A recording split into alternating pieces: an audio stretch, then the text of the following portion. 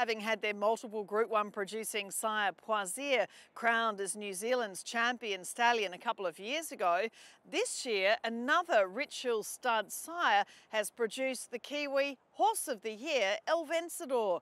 So what's behind the success of the stallions at Rich Hill Stud?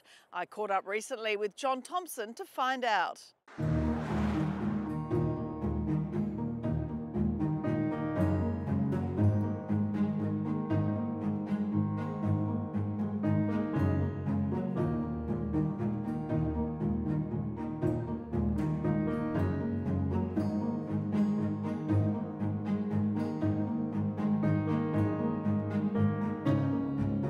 John, it's fantastic to, of course, have you on Bred To Win with Rich Hill Stud. Your stallions are absolutely flying, as they have been for many, many years. But what a weekend last week. We'll just touch on that, with Whitehack by Poisier winning a Group 1 and Magic Carpet by Satono Aladdin winning a Guineas. Doesn't get much better than that. It was a great day for the stallions, and of course Ace High also had a nice winner on the day as well, just to cap it all off. But you're right, this is a great time of year to get that sort of results with your stallions. You know, Whitehack, he's a fantastic horse, and it was great to see him back to his best. And you know, particularly satisfying for us with Magic Carpet. Satono Aladdin didn't have a crop of 3-year-olds last year because he couldn't come back during the COVID. So to put his hand up early and come up with an early Group 2 winner in his next crop, again proves what a great stallion he is and how good his statistics are. We'll talk about each of them individually, but the thing, I guess, at this stage of their careers is both of them now have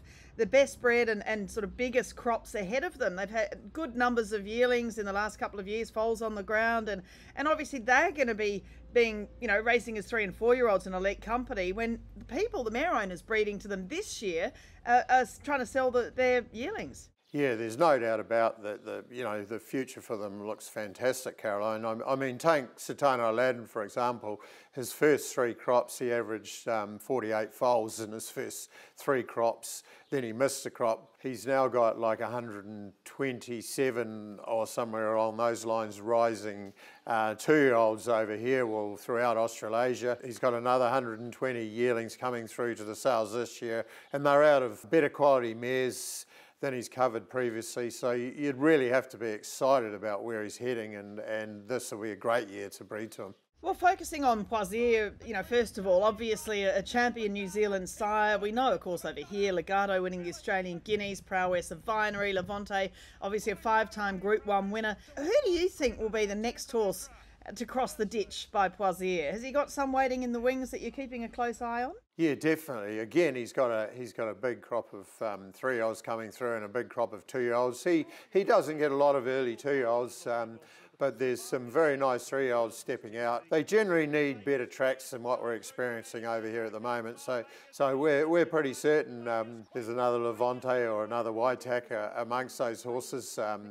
Last weekend he had a couple of really nice trial horses, and a horse in the South Island, Professional Lad, ran second. He looks like he could be a 2000 Guineas horse. So as you said, he was champion sire 2 seasons ago, and then last year in New Zealand he was the leading sire by winners, wins and stakes winners. I think throughout Australasia he had 11 individual stakes winners, which ranks him right up with any of the elite Australasian stallions. Again, his future looks particularly good. With the last couple of years he's had $1 million yearlings at the yearling sales. It takes a pretty special stallion to throw a horse with the right credentials to make $1 million as a yearling, so he's done it the last 2 years, and a lot of I think there's something like 29 stakes winning mares that he's got progeny out of coming through this year. Those sort of things, you'd have to be really excited about what he's got ahead of him over the next few years. Bourbon Empress pounces on the outside at the 200. What is it in your mind? You've watched his success,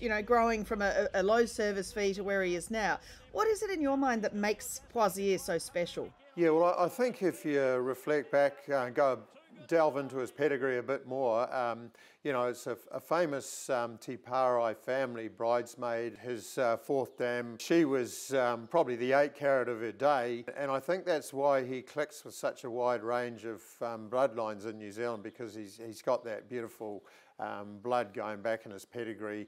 You know, the Williamses, obviously Sam Williams from Little Avondale Stud, his grandparents imported the mare from England and bred a lot of good horses out of that family. And yeah, I think there's a lot of depth to his pedigree. And of course, Choisir has become very much a global influence. I mean, he was obviously a groundbreaker as a racehorse.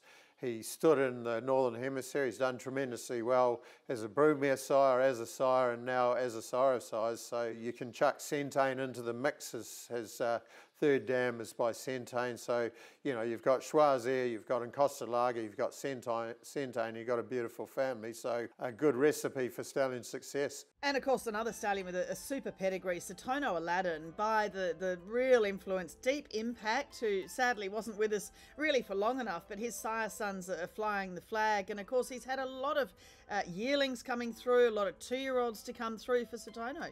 I know last year at the yearling sales, it was the first of Satono's big crop, and you know, a lot of the Australian buyers hadn't really seen his progeny, and they were walking up to me and saying, look John, every draft in New Zealand has a nice Satono Aladdin. He's such a quality individual himself, and he imparts that into his stock. You can really breed any type of mare to him, and you get a good individual, and his sire record reflects that. I mean, he's had a champion 2-year-old over here in Tokyo Tycoon. He's had a champion staying mare in Penny Wecker, of course, won the New Zealand Oaks, and then went on to dominate the Australian Oaks. And you know, 12 stakes winners from only 96 runners in Australasia.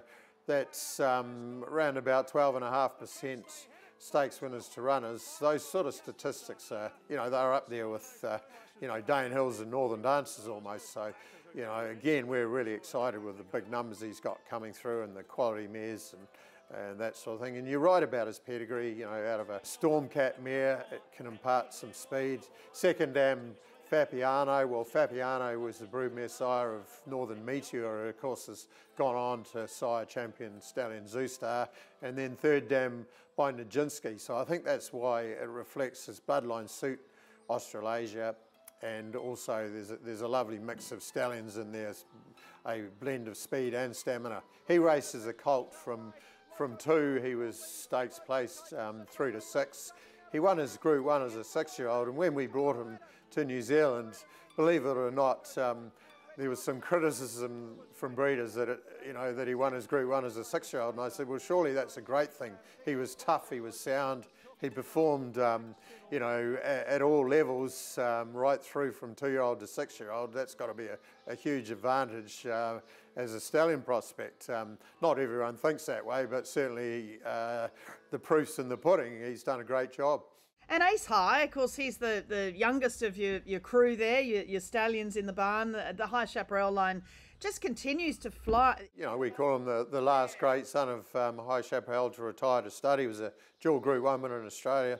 Again, a fantastic pedigree. He's out of a Reduced Choice mare, out of a Sunday Silence mare from the family of Northern Dancer and Dane Hill, so you don't really get much better. But look, he served his biggest and best book last season on the back of the likes of Molly Bloom in his first crop, and you know, he's got some really promising horses coming through that you're going to hear a lot more about. It was great to see Molly Bloom showing some form again in the weekend, running third at Moonee Valley again.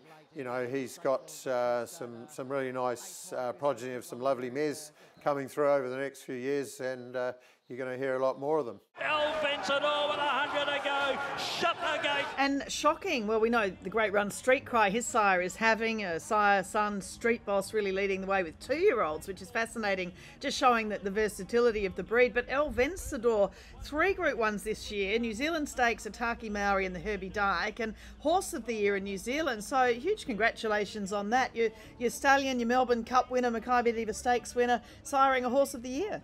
Yeah, exactly, Carolyn. I mean, we always say about Shocking, he's always got a good horse somewhere, and I think last season particularly satisfying at Te Rapa when Hair to Shock came over from Australia and won the BDC Sprint at Te Rapa, and then on the same day El Vencedor claimed the Herbie Dyke over 2,000. Just shows the remarkable versatility both of Shocking and the Street Cry line, and of course Here to Shock then went back to Sydney and ran second in the Canterbury Stakes Group 1 a few weeks later. He's just a great stallion coming through as a broodmare sire. Obviously fantastic that Waitac, Prizier's Group 1 winner last weekend, was out of a Shocking mare, so you know that just adds to the Shocking story really. He's never had massive numbers to the racetrack, but he's certainly one of our elite sires, and he's always got a good horse running around somewhere. And of course Vatimos, who's not back this year, but La Creek won the Group 1 Ataki Maori last year and was just beaten in Waitac's Group 1 last weekend. And With Your Blessing won the Bill Ritchie only a couple of weeks ago, and Real Class Island Life Group winners this year. So he's on an incredible run. Yeah, look, Vatimos was a beautiful looking horse, son of Monson, and he was from a beautiful family. Look, I mean, a little bit, as all studs in Australasia will know, when you are shuttling these horses, there's huge expense involved in transportation and getting them here and back. And he probably, if he solely stood in New Zealand and we owned 100% of the horse, he'd be a viable stallion, standing over here. But when you have to put in a massive flights to get him back and forth from the Northern Hemisphere, unfortunately it became uneconomic to stand the horse, but he's obviously going to leave his mark in New Zealand, and I'm sure his mares will be well sought after going forward. It's a continuing sort of evolving process running a commercial horse stud these days, and you really have to keep your finger on the pulse. We're proud of what the stallions have achieved.